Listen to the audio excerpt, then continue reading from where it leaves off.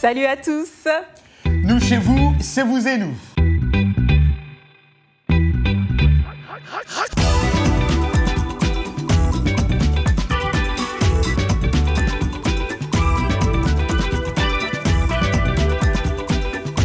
Le 21 janvier est la journée du câlin. Le but de la journée est d'aider chacun à montrer plus d'émotion en public. Pour la célébrer, offrez un câlin à qui vous souhaitez. Que vous embrassiez un membre de votre famille ou un étranger, les bienfaits pour la santé mentale et physique sont les mêmes. Dès le jour de notre naissance, les câlins ou les attouchements améliorent notre sommeil. Les câlins libèrent de l'oxytocine. À elle seule, cette hormone procure d'énormes bienfaits pour la santé. Non seulement cela nous donne des hormones de bien-être, mais cela réduit la douleur. Recevoir un câlin aide à réduire le stress, abaisse la tension artérielle et diminue le risque de maladie cardiaque. Il soulage également l'anxiété. Mais un câlin ne se fait pas n'importe comment, très cher. Ah bon? Oui, je te montre. D'accord. D'abord, on ouvre les bras, on signale à la personne qu'on veut lui donner un câlin. Comme ça? Comme ça. Ouais. Ensuite, on garde les bras en haut du dos. Ah. Ouais, pour être, comment dire... Recommençons comme ça. Ouais. Et on presse la personne contre soi, mais pas trop fort. On n'étouffe pas la personne et on reste correct. Ouais. On reste correct. Et normalement, on compte 20 secondes pour que l'oxytocine nous procure cette... 20 secondes? Oui, 20 secondes Mais ça normalement. nous donne le temps de... Non, c'est un câlin. Approprié, c'est pour les amis et les, c'est pour les amis et famille. Ah, d'accord, voilà, donc ça, c'est amis sinon, et on n'en famille. profite pas pour... Non, c'est amis et famille. Okay. Voilà, donc... C'est une question. Faites des câlins et non la guerre. Faites des câlins et non la guerre. Écoutez, ce qui est important aussi, c'est notre émission ce soir. Nous commençons avec le voodoo. Il s'agit essentiellement de magie considérée par beaucoup comme maléfique et qui se caractérise par des rites d'incorporation, par des sacrifices d'animaux, la croyance aux morts vivants ou encore la pratique de la sorcellerie sur des poupées à épingles dites poupées voodoo. Nous irons aujourd'hui au Bénin. Super. D'ailleurs, qu'est-ce que vous en pensez, vous, du vaudou? Quelle place a-t-il dans votre vie? Eh bien, vous êtes de nombreux à nous répondre à la question hashtag. Vous avez été nombreux à nous répondre à la question hashtag de cette semaine. Quel est l'impact de la pratique du vaudou et de la sorcellerie dans la société africaine moderne? Ah ouais, I can't wait.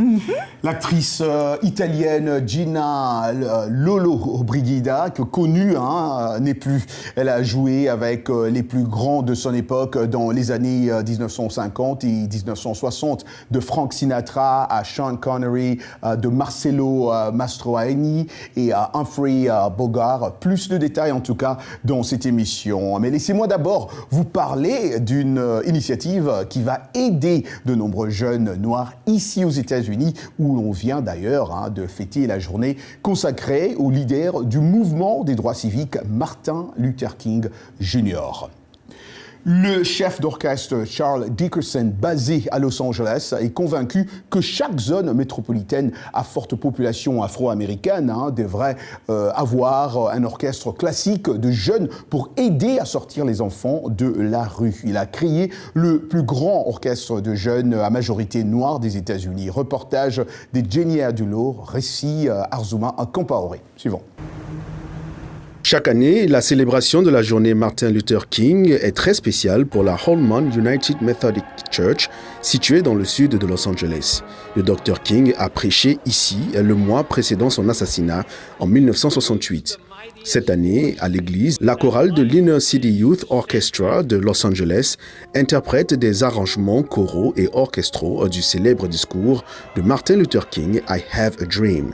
Elle présente également en première une adaptation du poème d'Amanda Gorman, The Hill We Climb.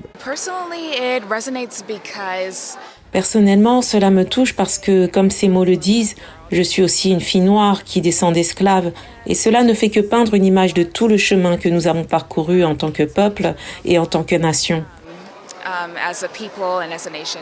Charles Dickerson est l'auteur des 2 mises en scène. Chef d'orchestre professionnel depuis plus de 40 ans, il se souvient qu'au cours de l'année 2009, de jeunes musiciens du quartier de Los Angeles Sud, connus pour sa population essentiellement africaine-américaine, l'ont approché pour lui demander de créer un orchestre de jeunes. Il y a des orchestres de jeunes dans tous les États-Unis. La plupart d'entre eux sont dans les banlieues, dans les zones périphériques, pas dans les quartiers centraux. Il y en a dans les zones où il y a une grande richesse, très anglo, mais pas diversifiée, pratiquement d'aucune manière possible. Il y en a plutôt dans les zones aisées. Il n'y a pas d'orchestre de jeunes au milieu du ghetto, c'est là que ces jeunes vivent. Et ils peuvent jouer. Et ils peuvent jouer tout aussi bien, sinon mieux. De 9 membres il y a 13 ans, l'Inner City Youth Orchestra de Los Angeles est passé à 75 aujourd'hui. En tant qu'organisation à but non lucratif, l'orchestre ne fait pas payer les musiciens et peut même leur offrir des instruments. Il accueille des musiciens dès l'âge de 10 ans, mais le noyau de la troupe est constitué de collégiens et de lycéens. Leur portfolio compte déjà un grand nombre de représentations de haut niveau. J'ai joué pour Michelle Obama, j'ai joué sur le National Mall, j'ai joué au Hollywood Bowl pour la NFL, tant de choses différentes et étonnantes. J'ai rencontré tant de personnes différentes, des personnes importantes, et j'ai acquis tant d'expérience de la scène. Bien qu'elle soit le plus grand orchestre à majorité noire des États-Unis, la troupe accueille également des musiciens d'autres groupes démographiques.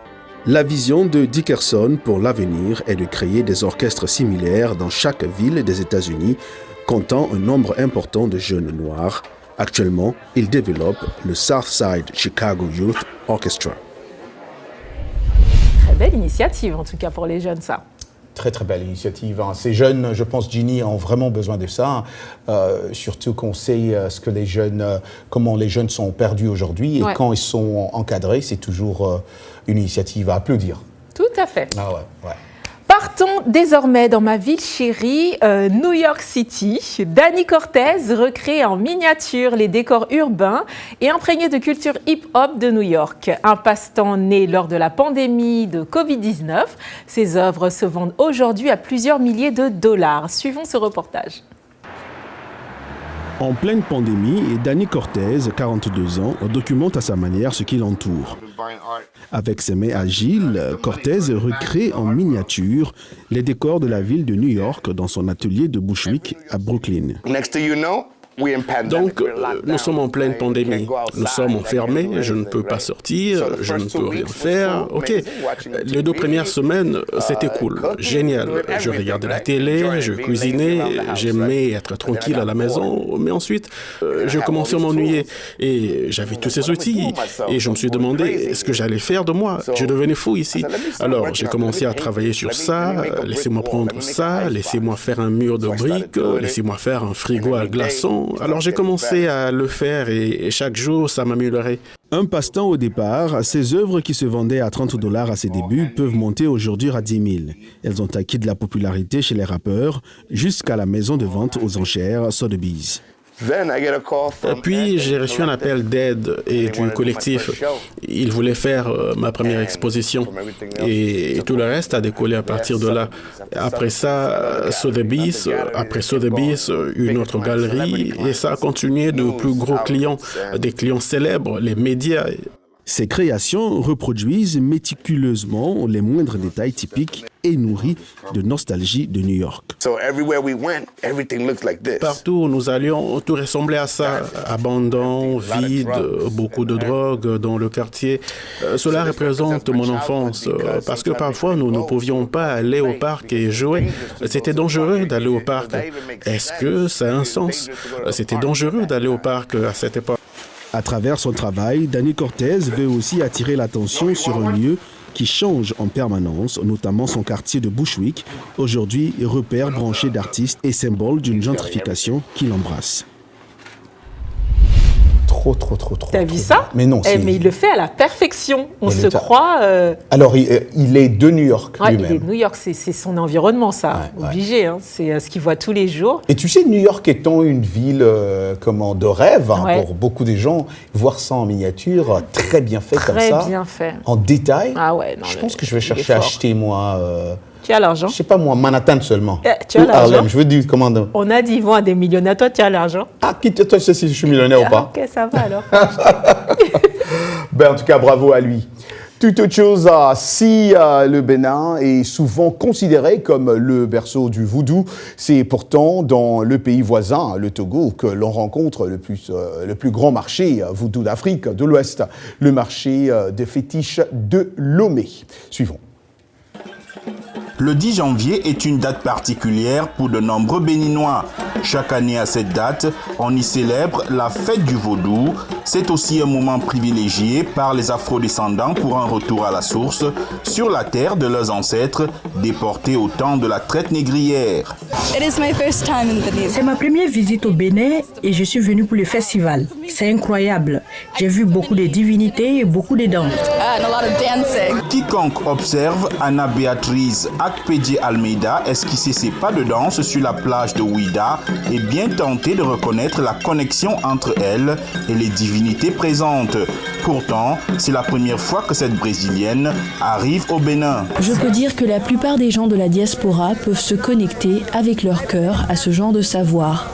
Je crois que le vaudou est une perspective qui peut aider l'humanité à trouver la signification des droits de l'homme pour nous-mêmes. Pour de nombreux dignitaires du culte vaudou, ces afro-descendants reviennent pour prendre des bénédictions et se ressourcer pour aller de l'avant dans leurs projets et activités. Personne ne viendra d'ailleurs pour faire les sacrifices de la famille à notre place. C'est pour cela que nous apprécions le retour des enfants de nos aïeux déportés. Il est dit que l'ancienne corde doit toujours aller avec la nouvelle et nous remercions ces frères pour leur retour sur la terre de leurs ancêtres, ce qui préservera nos traditions. Le vaudou, appelé localement vaudoune, est largement pratiqué, parfois parallèlement au christianisme, dans des villes côtières comme Ouida dans le sud du pays.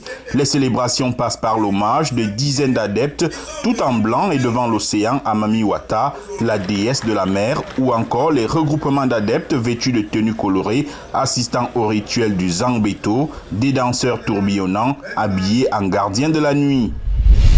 Moi, j'aime beaucoup l'idée de ce festival parce que je trouve qu'ils se sont réappropriés leur histoire. Tu vois, avant, c'était le vaudou, ceci, c'était vraiment tout ce qui était attaché au vaudou, c'était négatif. Ouais, c'est la culture. Ouais. Alors que c'est une question de culture. Oui, et exactement. du coup, maintenant, ils informent. Et tu as vu le succès que ça a. Le succès. Et apparemment, chaque année, maintenant, c'est... Ouais. Faudra peut-être qu'on y aille, tiens. T'as pas peur des serpents?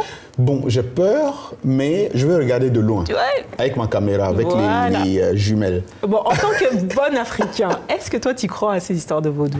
En tant qu'Africain, je n'ai même pas le droit de ne pas croire. En tant qu'Africain, c'est automatique, c'est ancré en nous. C'est difficile qu'on puisse ne pas croire en ça. Tu vois un peu, quoi.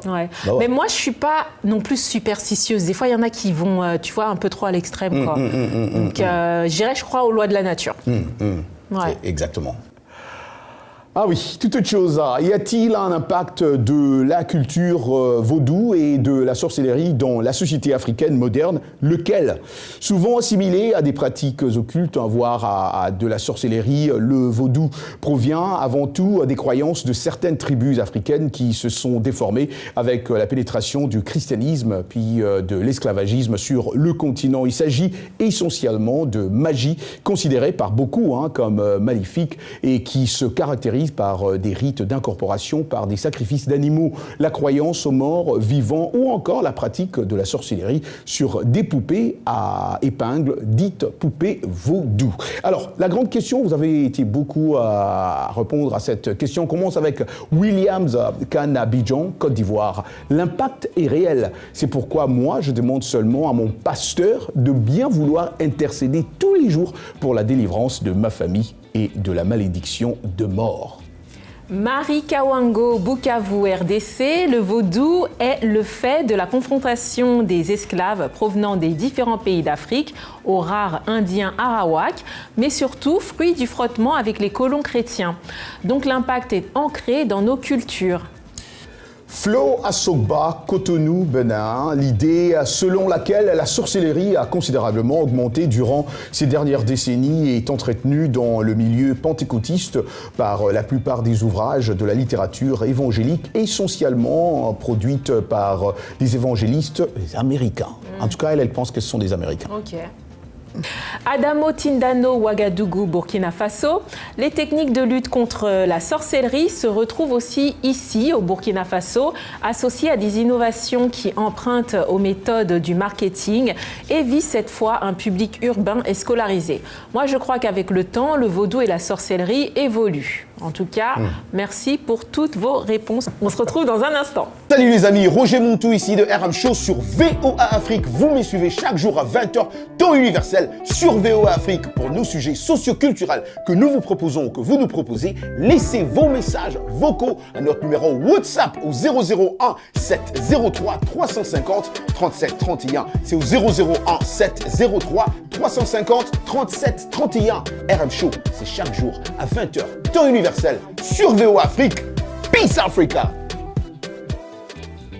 Vous et nous, part 2, c'est le moment, vous avez compris, le moment est venu d'apprendre votre leçon d'anglais with the one and only. Elle est toujours prête pour nous enseigner un mot ou une expression en anglais. C'est l'Anglais Express avec Michel Joseph. Bienvenue à l'Anglais Express. En anglais, comment est-ce qu'on invite de façon amicale ou familière? Eh bien, on peut commencer l'invitation par « Why don't ?» Ce qui est sous-entendu ici, c'est l'idée de « Why not ?» Pourquoi pas? Comme cette phrase qui dit « Why don't you join us ?» Tu nous rejoins? Ou bien « Why don't we go see a basketball game ?» On va voir un match de basket? D'autres exemples d'invitations amicales, informelles. « Why don't I take you to dinner ?» On sort dîner? « Why don't we connect on Facebook ?» On se connecte sur Facebook? Autre formule d'invitation. « How about ?» Et si l'on faisait, et si, ou pourquoi pas. How about se traduit plutôt par et si l'on faisait ceci ou et si l'on faisait cela. How about we tour Washington? Et si on faisait une visite de Washington? Vous êtes les bienvenus. How about we have lunch? On sort déjeuner? How about we go to a concert? On sort voir un concert? Et voilà pour l'Anglais Express. Merci Michel. Sans elle, notre anglais serait Ton anglais, faut parler, faut parler mon pour anglais, toi-même. mon anglais serait gâté. Moi, je suis déjà arrivé. Oui, c'est l'américain de service. En tout cas, vous savez que vous pouvez retrouver toutes nos leçons sur le site voafrique.com, rubrique Vous et nous. Place à présent à notre rubrique Actualité.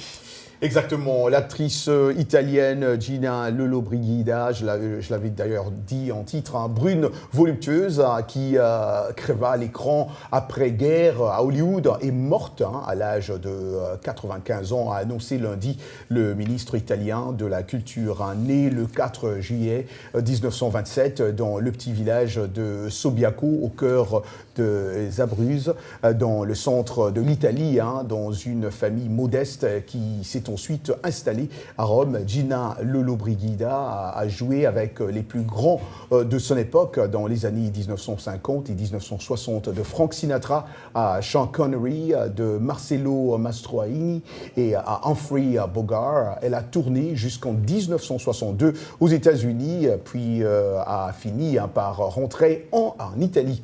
Elle est ensuite apparue qu'occasionnellement au cinéma et à la télévision. Paix à son âme. C'était une grande et c'était vraiment la beauté des artistes de cette époque-là, quoi. Ouais, je me rappelle, je regardais des anciens films d'elle en noir et blanc. C'était beau à voir. Elle était superbe. Magnifique. Paix à son âme, en tout cas. La compagne de Jean-Paul Guerlain, Christina Krag-Mikkelsen, 64 ans, a été condamnée à 4 mois de prison avec sursis pour violence contre le parfumeur français âgé de 86 ans. Un médecin avait constaté que M. Guerlain présentait des irritations attribuées à un manque de soins.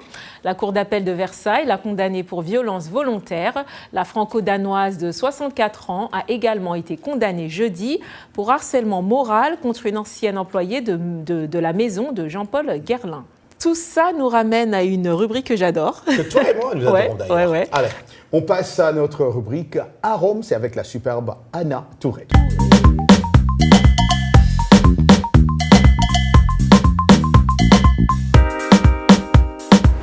Bonjour à tous et bienvenue dans Arômes depuis Dakar. Ce mois-ci, rendez-vous chez Alchimia, véritable paradis culinaire idéalement situé aux Almadies, où on aura la chance de rencontrer Chef Mokhtar qui nous présentera une recette facile à reproduire à la maison mais surtout très originale. Allez, on les rejoint. Bonjour chef. Bonjour Anna. Enchanté. Enchanté. Alors cette fameuse recette, vous pouvez nous en dire plus? De quelle recette il s'agit? Alors aujourd'hui, je vais vous proposer une recette, une soupe de potiron, crème de tofu et crevettes poêlées. Donc on aura l'option vegan ou sinon pour ceux qui aiment les crevettes, on va rajouter des crevettes. D'abord les ingrédients, alors on aura besoin de potiron, de beurre, de gingembre, de crevettes, de tofu, de crème, un peu d'huile d'olive et un peu d'oignon vert. Normalement, on coupe le potiron et on le cuit à l'eau. D'accord. Mais je préfère le cuire au four pour garder vraiment la concentration des saveurs et du goût. Au lieu de le cuire à l'eau, parce que le potiron a tendance à absorber beaucoup d'eau. Donc là, on va le faire rôtir au four et on prélèvera la chair qu'on va ensuite mixer.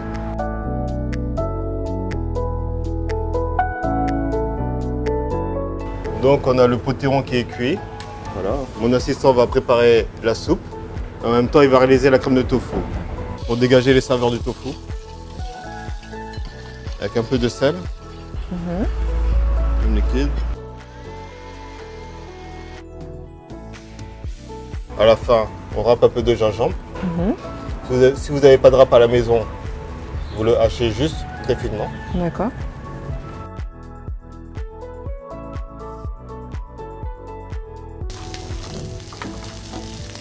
Parce qu'on a tendance à trop faire que les crevettes. En général, c'est vrai, elles réduisent en termes de taille. On essaie de les avoir nacrées. En fait. Une fois que notre soupe est assaisonnée, on va procéder au dressage. D'accord. Voilà, on verse le potiron.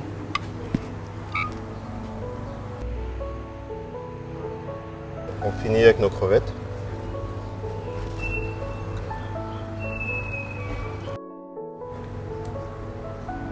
Pour la décoration. Moi, je vais goûter. Je peux pas vous dire, chers téléspectateurs, si la recette est bonne ou pas sans goûter, n'est-ce pas?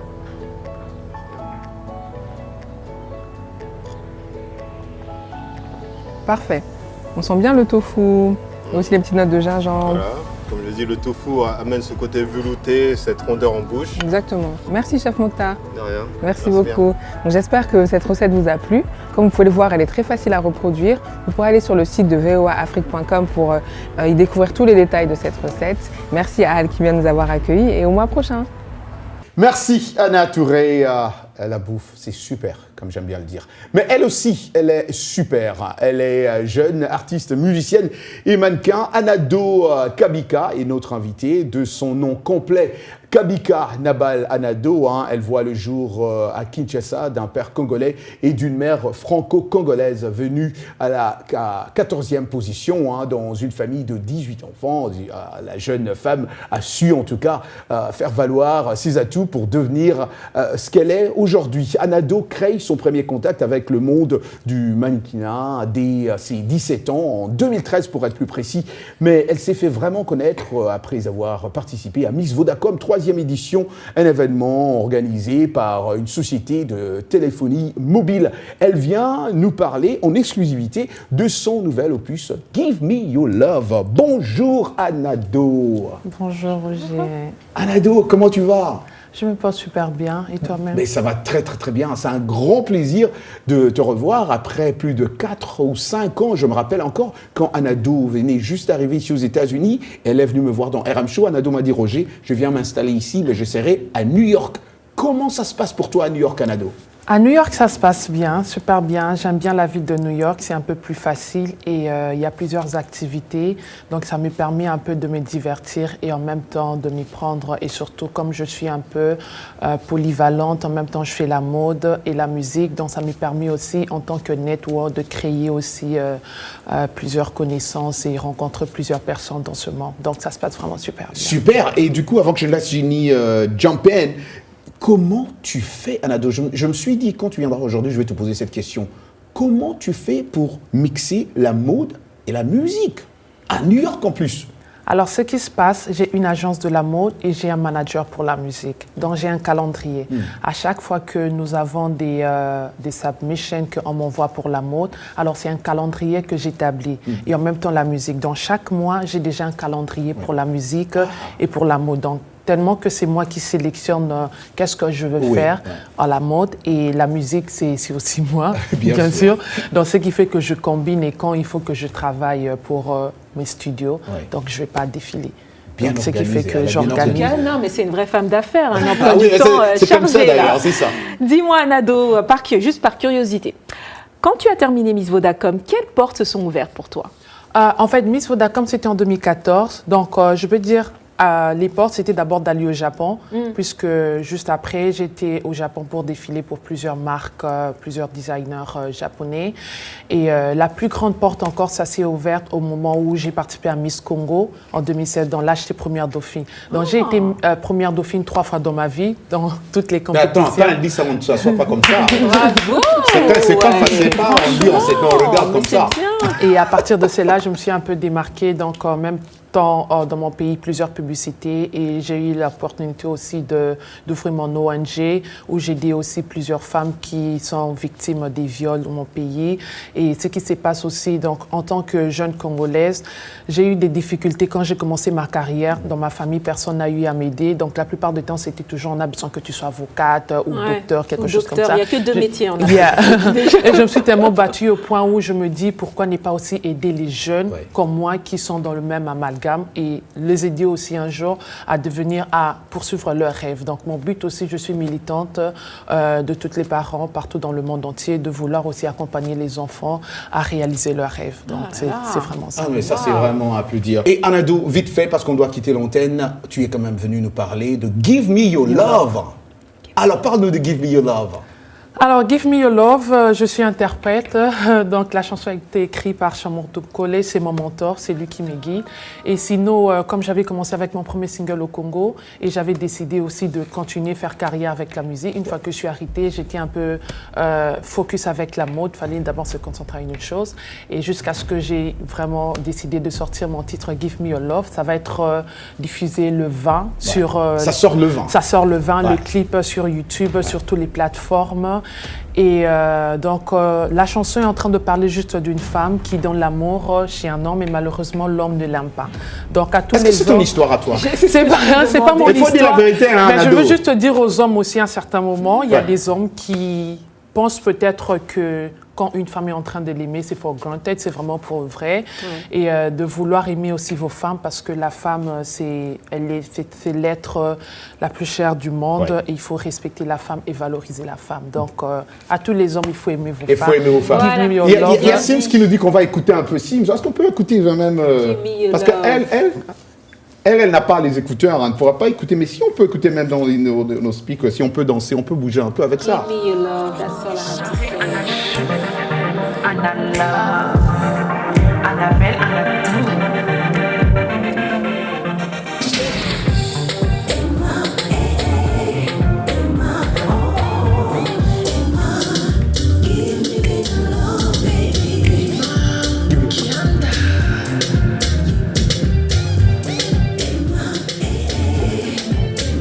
Anado, la façon de danse.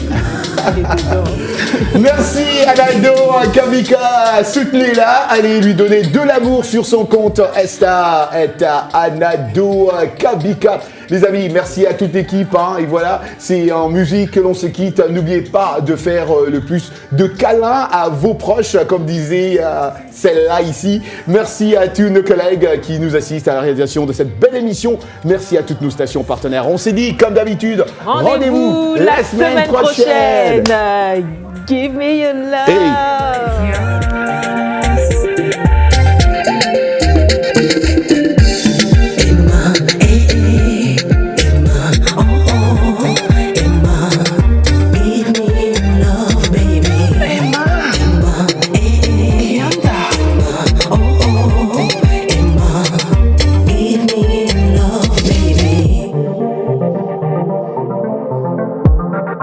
Arthur Nkulu, Papi Kissi.